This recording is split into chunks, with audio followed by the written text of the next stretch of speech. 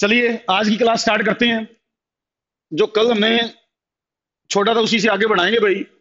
Integration करवाऊंगा मैंने कुछ फार्मूले कल करवाए थे तो वो ही आगे बढ़ा रहा हूं मैं। देखो नेक्स्ट फार्मूला करवा रहा हूं मैं, y is equal to e raise to power x.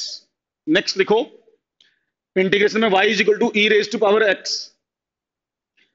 तो इसको इंटीग्रेट करना हमें। हमने कहा था भाई ये सिंबल है इसका, इंटीग्रेशन y dx। ये इसको पढ़ने का तरीका है, इंटीग्रेशन y dx। y की वैल्यू भरोगे तो e की पावर x dx ये लिखोगे। तो यहां मुझे इंटीग्रेशन करना है e की पावर x का, e की पावर x का मुझे इंटीग्रेशन करना है। तो बेटा e की पावर x का integration as it is e की पावर x आएगा। e की पावर x का integration as it is e की पावर x आएगा, कोई चेंज नहीं, ना कोई पावर घटानी, ना कुछ बढ़ानी, ना किसी से मल्टीप्लाई करना, ना किसी से डिवाइड करना। e raise to power x है तो इसका integration e raise to power x होगा। जैसे इसका डिफरेंशिएशन भी यही आया था और इंटीग्रेशन भी इसका यही आया था, इंटीग्रेशन भी यही आया था और डिफरेंशिएशन भी यही आया था। ठीक, तो e की पावर x यही आएगा इसका इंटीग्रेशन। याद रखना, ये याद रह जाएगा मेरे ख्याल से, तो आसान है। नेक्स्ट रूल बताता हूं। Next rule, y is equal to sine x. y is equal to sine x, ये कहता है इसको इंटीग्रेट करो।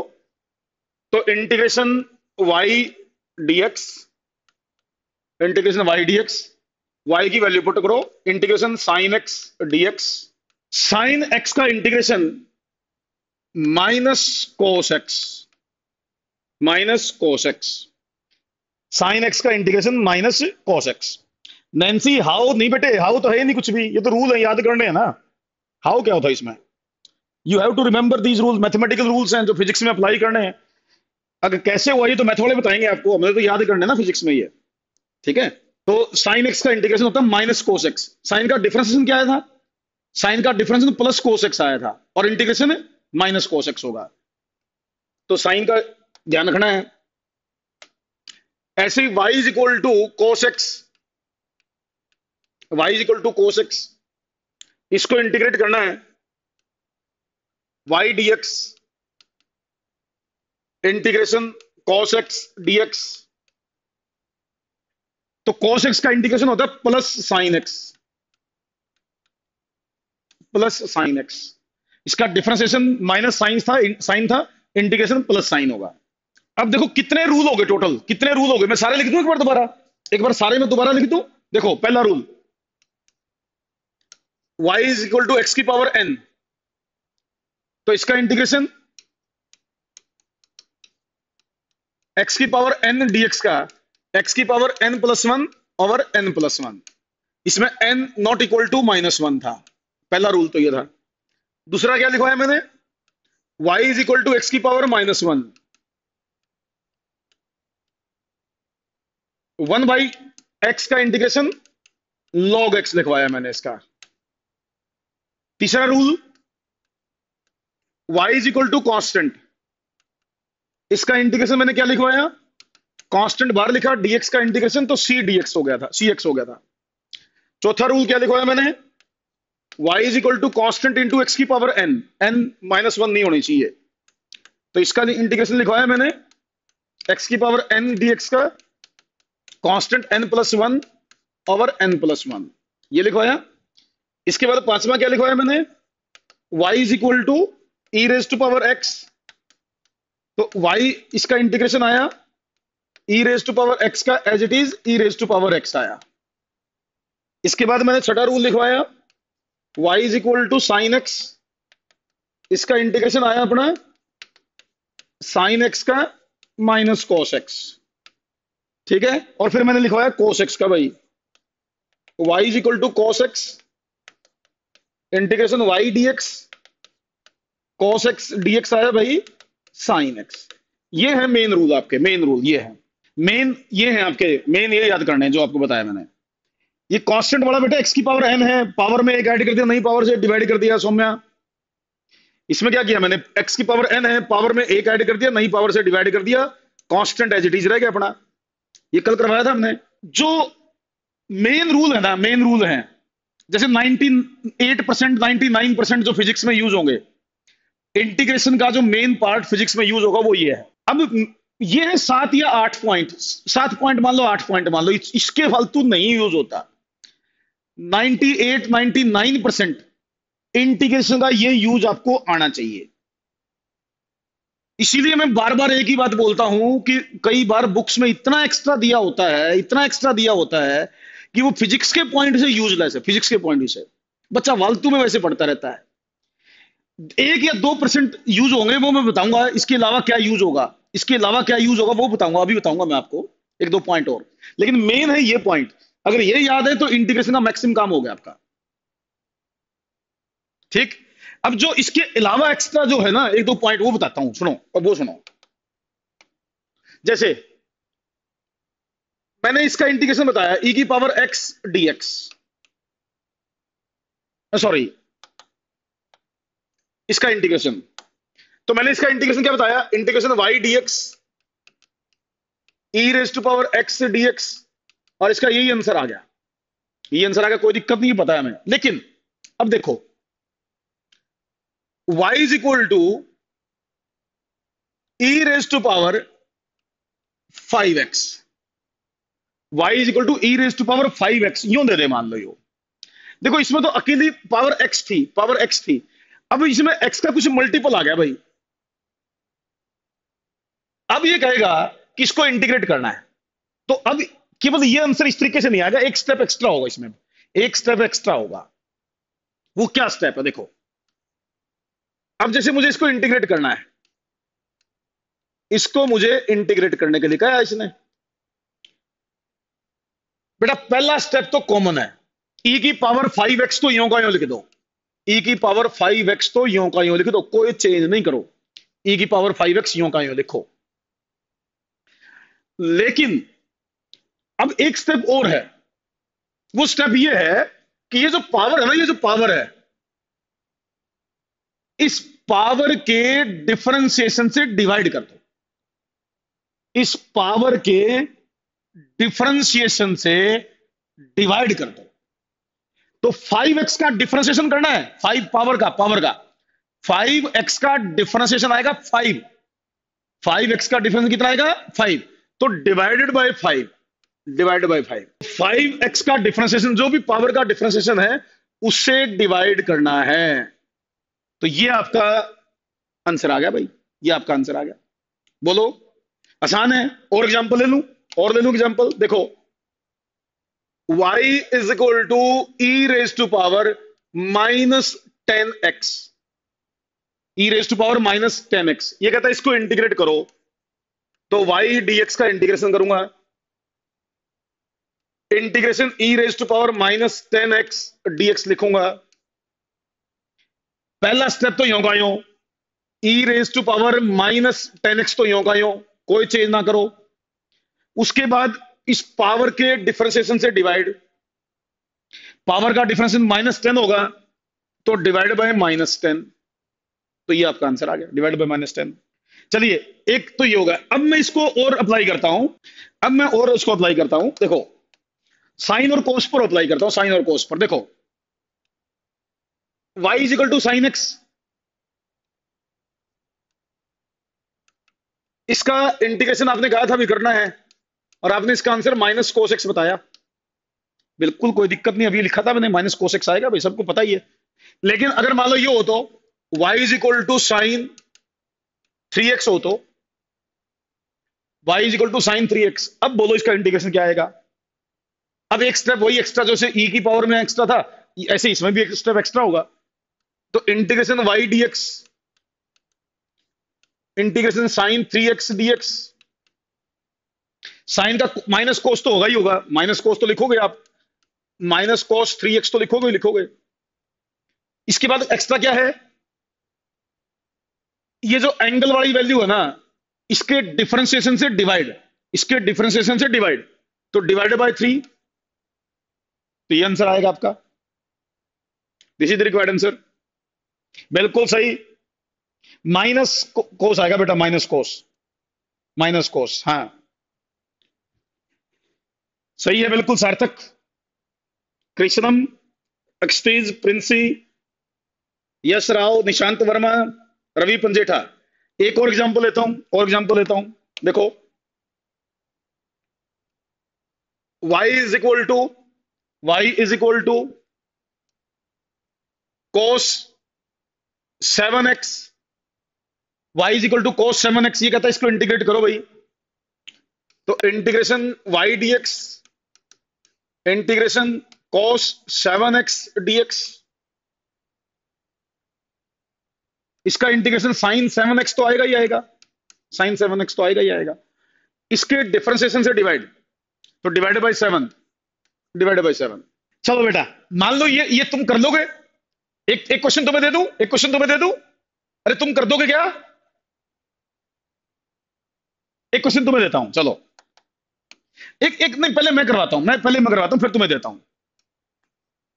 y is equal to, y is equal to 3 sin 10t।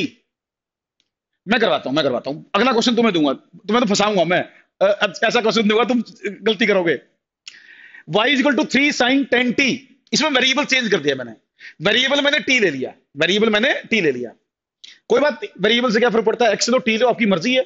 मैंने t ले लिया चेंज करने के लिए कुछ। ये कहता है इसको इंटीग्रेट करो t के कंपैरिजन में, तो t के कंपैरिजन में dt लिख दूंगा, और क्या फर्क पड़ेगा भाई। ये 3 कांस्टेंट है, ये बाहर लिख लूंगा, sin 10t dt लिख दूंगा इसके साथ, dx की dt आ गया, क्या फर्क पड़ गया। तो भाई साइन का इंटीग्रेशन क्या होता है, साइन का integration minus cos 10t, minus cos 10t divide by differentiation of this with respect to t। तो इसका डिफरेंशिएशन 10, तो डिवाइडेड बाय 10। तो आंसर क्या आ गया, -3/10 cos 10t। अब क्वेश्चन तुमसे पूछूंगा मैं, अब मैं तुमसे क्वेश्चन पूछूंगा, अब पूछता हूं क्वेश्चन। ये बताना तुम लोगों ने, y is equal to a sin omega t, y is equal to a sin omega t। ये जो w जैसा ना, w जैसा ही है, यूं दिख रहा है आपको, इसको ओमेगा बोलते हैं, ओमेगा, इस सिंबल का नाम है ओमेगा। a और ओमेगा कांस्टेंट है, a और ओमेगा कांस्टेंट है। आपको इसका इंटीग्रेशन मुझे बताना है, इंटीग्रेट करो इसको, इसका आंसर बताओ। a को बाहर लिखो भाई, a तो कांस्टेंट है, बाहर लिखना पड़ेगा। sin omega t dt, sin omega t dt, a as it is. Sine का इंटीग्रेशन क्या बताया था मैंने, साइन का आएगा माइनस कोस, साइन का माइनस कोस, तो माइनस कोस ओमेगा टी, बिल्कुल सही बोल रहे हैं आप। फिर इसका डिफरेंशिएशन बेटा, और इसका डिफरेंशिएशन क्या आएगा, ओमेगा, तो डिवाइड बाय ओमेगा। तो आंसर आया -a/ओमेगा cos omega T. Next point बताने जा रहा हूं भाई, अब देखना, अब नेक्स्ट पॉइंट बताने जा रहा हूं।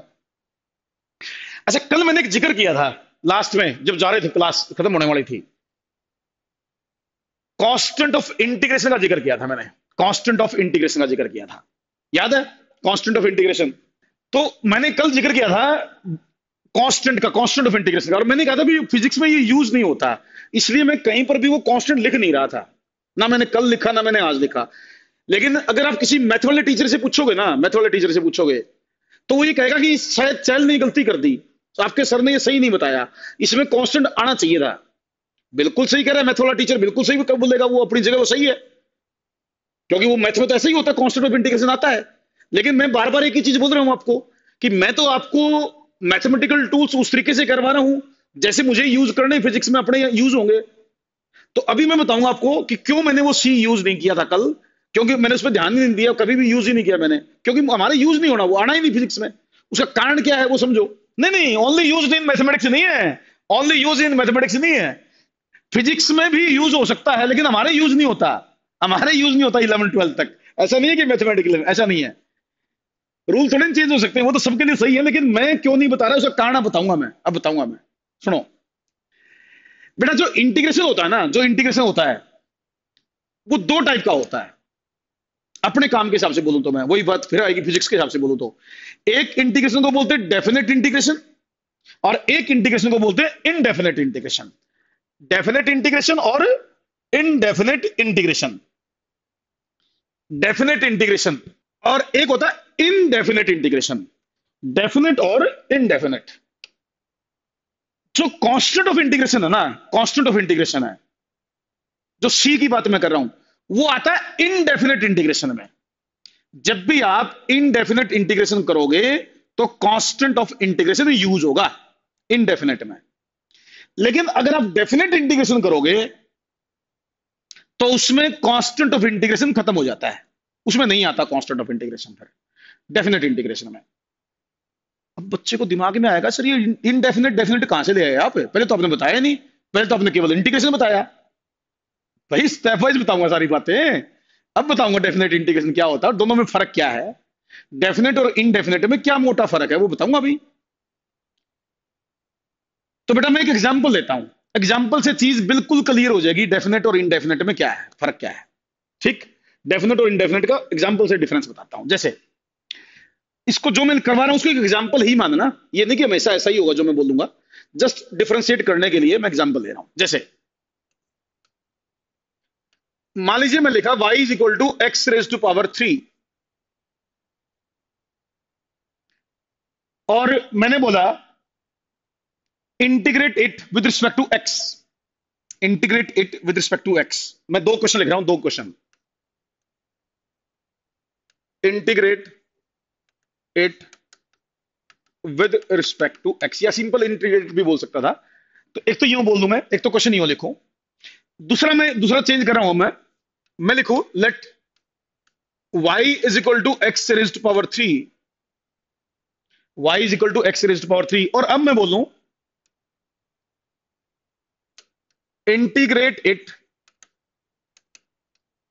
With respect to x from कुछ ना कुछ लिखा मिलेगा, फ्रॉम मैं नीचे ले जाता हूं एक बार, फ्रॉम कोई भी वैल्यू लेता हूं मैं फ्रॉम में, फ्रॉम 0 टू 2, ऐसा कुछ दिखा मिलेगा। थोड़ा सा फर्क देखो अब जैसे इसने बोला integrate it with respect to x, एक तो यूं दे दे, एक दे दे वही वैल्यू है integrate it with respect to x from 0 to 2, ऐसी कुछ वैल्यू मेंशन कर दी।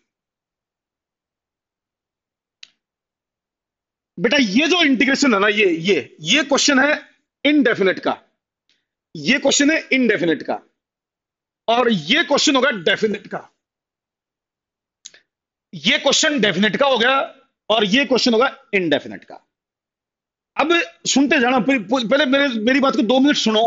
डेफिनेट और इनडेफिनेट में देखो, जब भी डेफिनेट इंटीग्रेशन होगा ना, डेफिनेट इंटीग्रेशन होगा, ये मैं कह रहा हूं डेफिनेट इंटीग्रेशन का है, और ये क्वेश्चन है इनडेफिनेट का। इसमें कुछ वैल्यू नहीं दे रखी कहां से कहां इंटीग्रेशन करना है, इसमें कोई वैल्यू नहीं दे रखी, इसमें इंटीग्रेशन की कुछ वैल्यू दे रखी है। देखो आप, ये 0 से 2 ऐसा कुछ बोला हुआ है, कोई 0 से 2 को जरूरी नहीं है, कुछ भी वैल्यू दे दी, तो एग्जांपल है, 0 से 2 दे दे, उल्टा भी बोल सकता है 2 से 0 भी दे दे, माइनस से प्लस दे दे, प्लस से माइनस, कुछ भी दे इसका, कुछ ना कुछ वैल्यू दी मिलेंगी। ये जो वैल्यूज होती हैं, जो इस तरह दी होती हैं, इन वैल्यूज को कहते हैं लिमिट, इनको कहते हैं लिमिट, ये लिमिट्स होती हैं, इनको लिमिट्स कहा जाता है मैथमेटिक्स में, दीज आर कॉल्ड लिमिट्स। और जो वैल्यू स्टार्टिंग वैल्यू, जैसे इसने बोला 0 से 2, 0 से 2, तो ये जो वैल्यू, जो स्टार्टिंग वैल्यू है, इसको बोलते हैं लोअर लिमिट। क्या बोलते हैं इसे? Lower limit. जहां से स्टार्ट करना that is called lower limit. जिस वैल्यू तक जाना है, जिस वैल्यू तक जाना है, इसको बोलते हैं अपर लिमिट। लोअर लिमिट और अपर लिमिट दी होती हैं। डेफिनेट इंटीग्रेशन में ये लिमिट्स हमेशा दी मिलेंगी आपको, या तो दी मिलेंगी, क्वेश्चन से खुद हमें आइडेंटिफाई करना पड़ेगा, लेकिन लिमिट्स आएंगी, कुल मिला के ये लिमिट्स होंगी। लोअर लिमिट का मतलब इनिशियल वैल्यू, अपर लिमिट का मतलब फाइनल वैल्यू। लोअर लिमिट मतलब इनिशियल वैल्यू, अपर लिमिट मतलब फाइनल वैल्यू। और एक बात ध्यान रखना, जरूरी नहीं वैसा छोटी वैल्यू से बड़ी वैल्यू जाओ। मैं क्या कह रहा हूं, लोअर लिमिट छोटी होने की कोई जरूरी नहीं है। इस एग्जांपल में मैंने 0 से 2 दिया है, ये 2 से 0 भी हो सका है, उल्टा भी हो सका है, कोई फर्क नहीं पड़ता। इनिशियल वैल्यू जो भी स्टार्टिंग वैल्यू है, चाहे वो बड़ी हो चाहे छोटी, उससे कोई फर्क नहीं पड़ता। जो भी इनिशियल वैल्यू है that is called lower limit, जो final value that is called upper limit.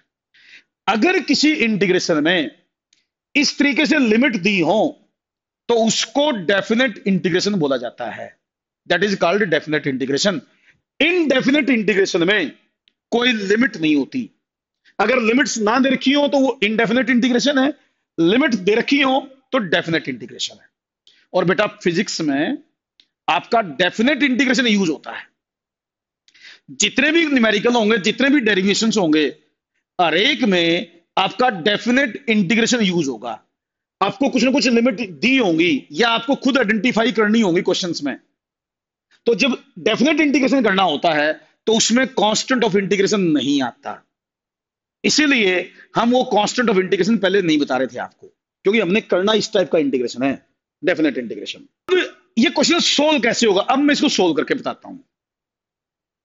बेटा देखो, डेफिनेट और इनडेफिनेट में केवल एक लिमिट का फर्क होता है।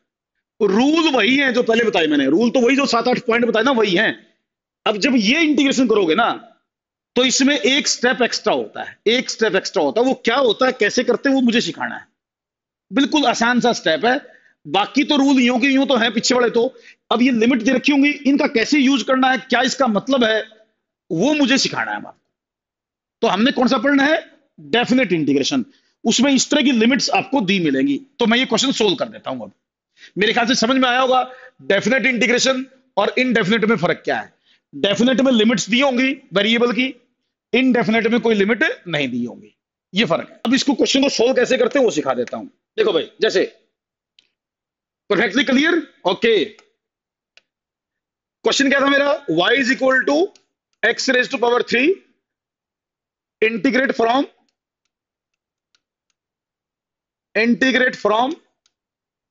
0 to 2, integrate from 0 to 2, okay. अब मैं इसको इंटीग्रेट करके दिखाता हूं, मैं करता हूं क्वेश्चन को सोल्व। 2-3 क्वेश्चन मैं सोल्व कर दूंगा, फिर तुमसे पूछूंगा। मैं इसको इंटीग्रेट करता हूं, मैं लिखूंगा इंटीग्रेशन y dx। बट देखो अब की बार में क्या होगा, लिमिट्स लिखनी होंगी आपको। एक ही फर्क है, लोअर लिमिट और अपर लिमिट दे रखी है। Lower limit 0, upper limit 2।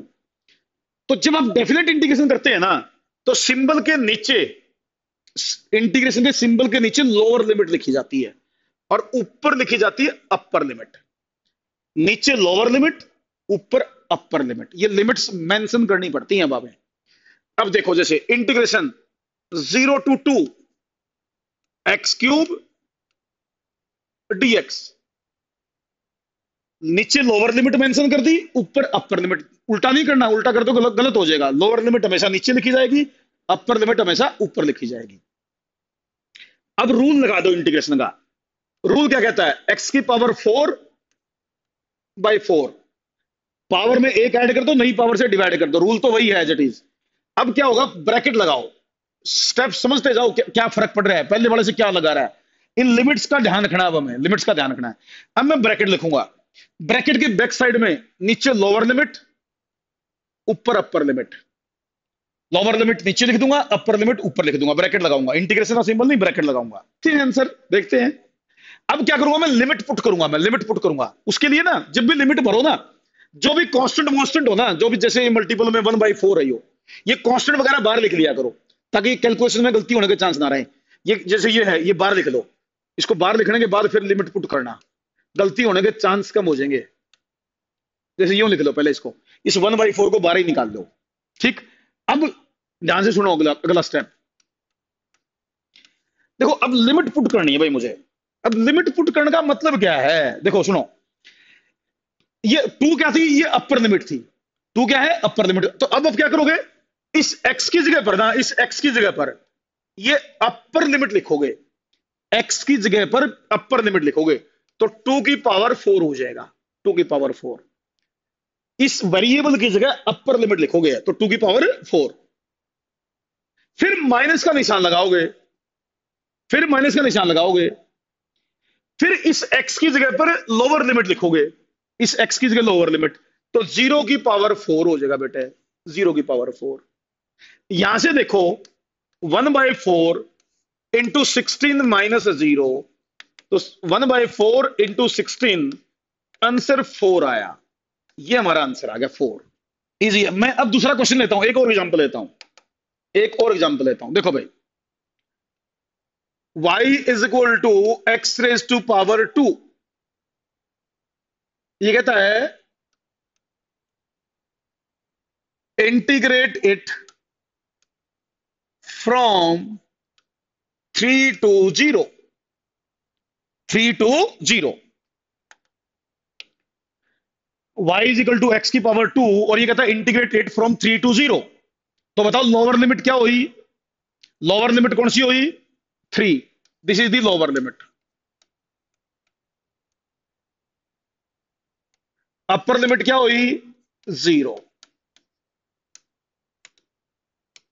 जो भी इनिशियल वैल्यू हो, चाहे वो बड़ी हो चाहे वो छोटी हो, जो भी इनिशियल वैल्यू हो वो लोअर लिमिट कहलाएगी, जो भी फाइनल वैल्यू हो वो अपर लिमिट कहलाएगी। इसमें कौन सी वैल्यू छोटी है कौन सी वैल्यू बड़ी है, इससे कोई फर्क नहीं पड़ता। ठीक, तो 3 इसमें लोअर लिमिट है और 0 इसमें अपर लिमिट है। ये कहता है इसको इंटीग्रेट करना है भाई, इसको इंटीग्रेट करना है। बच्चों ने आंसर दे दिया मेरे से पहले। नहीं भाई, मेरा आंसर निकालने दो मुझे।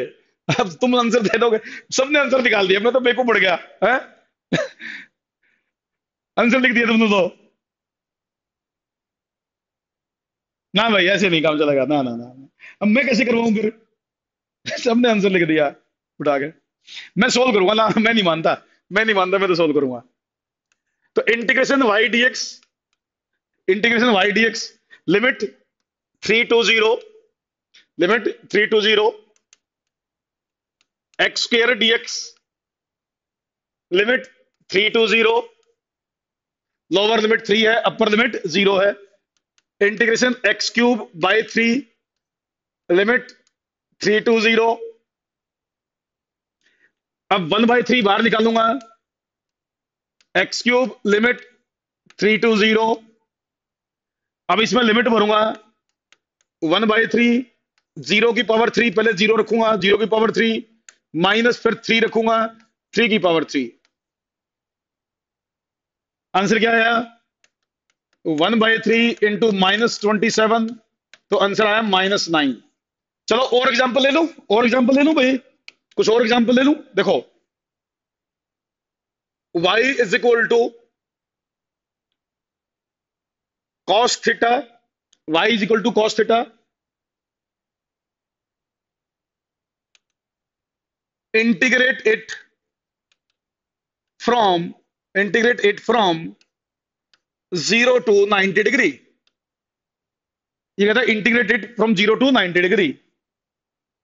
तो अब की बार वेरिएबल थीटा है, वेरिएबल का नाम हमने थीटा रख दिया। तो integration y d theta, integration y d theta, integration cos theta d theta लिखेंगे, वेरिएबल थीटा हो गया। अब की बार नाम चेंज कर दिया हमने, 0 to 90, lower limit 0 upper limit 90। Cos का इंटीग्रेशन क्या होता है? Sine theta, limit 0 to 90, limit put करेंगे, थीटा की जगह पहले 90 लिखूंगा तो साइन 90, फिर थीटा की जगह 0 लिखूंगा तो माइनस साइन 0, तो 1 माइनस 0, आंसर इज 1। माधवी ने पूछा था भाई पहले कौन सी लिमिट पुट करेंगे सर, तो अपर लिमिट पहले रखनी है, लोअर लिमिट बाद में रखनी है। एक एग्जांपल और ले लेता हूं, एक एग्जांपल और ले लेता हूं। देखो, y is equal to 3x raise to power 5, 3x raise to power 5। ये कहता है integrate it, integrate it from, ध्यान से करना, फ्रॉम -1 to +1, -1 से +1 इंटीग्रेट करना है, -1 से +1, तो -1 से +1 मैं करता हूं इसको इंटीग्रेट। तो इंटीग्रेशन वाई डीएक्स को लिखेंगे, ये 3x को बाहर लिख देता हूं, x की पावर 6, सॉरी 5 रखी है, 5 dx, लिमिट, लोअर लिमिट क्या है? लोअर लिमिट है -1, अपर लिमिट क्या है? 1, मतलब +1। इसका इंटीग्रेशन x की पावर 6/6, -1 to +1, अब 6 बार लिख दो, 3/6, पहले अपर लिमिट, ये वैल्यू पुट करो, ये वैल्यू पुट करो, तो 1 की पावर 6, माइनस का निशान लगाओ, प्लस माइनस का ध्यान रखना, गलती हो जाएगी वरना, ये वैल्यू अंदर ले आओ।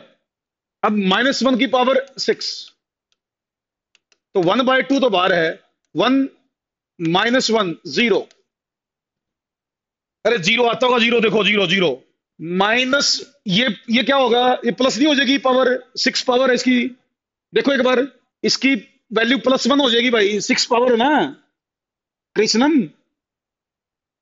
इसकी वैल्यू -1 थोड़े नहीं आएगी, इसकी वैल्यू 1 आएगी, और फिर बाहर माइनस है। तो कुछ क्वेश्चंस कल करवाएंगे फिर हम आपको ना, कल तो नहीं, नेक्स्ट क्लास में, कल तो टेस्ट लेंगे तुम्हारा, कल तुम्हारा डायमेंशनल एनालिसिस और एरर का टेस्ट लेंगे, और मंडे को फिर कुछ क्वेश्चन इसको करवा के ना, कुछ इंटीग्रेशन डिफरेंशिएशन के इकट्ठे क्वेश्चन करवाऊंगा मैं, इंटीग्रेशन और डिफरेंशिएशन के, फिर नेक्स्ट टॉपिक स्टार्ट करूंगा मैथमेटिकल टूल्स का ही, मैथमेटिकल टूल्स का ही नेक्स्ट टॉपिक फिर मैं पढ़ाऊंगा।